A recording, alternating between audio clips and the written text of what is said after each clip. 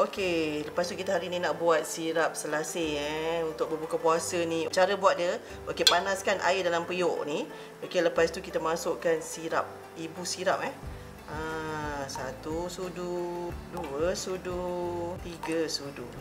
Okey, kita kacaukan dia macam tu. Jangan lupa pula kita letak ni perisa pisang.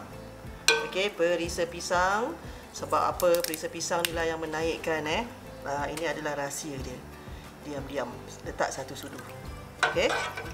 Wah, nampak tu bau dia walaupun kalian tak bau. So kat sini Cik nak bau Okey, perisa pisang. Lepas tu jangan lupa kita letak gula pula, gula pasir. Nak buat air kan?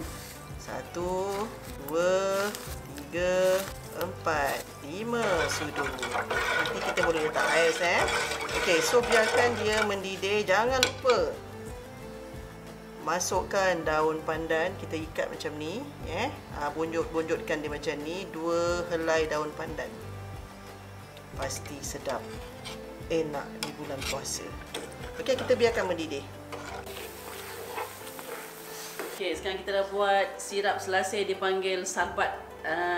Kalau tak salah Cik Nah lah dia panggil sarbat Okey, ini kita punya biji selasih. Biji selasih ni kena rendam dengan air panas, air suam. Okey, air suam. Lepas tu dia dah kembang dah elok dah Okey, so lepas tu kita tuangkan air sirap tadi yang Cik Nah dah masak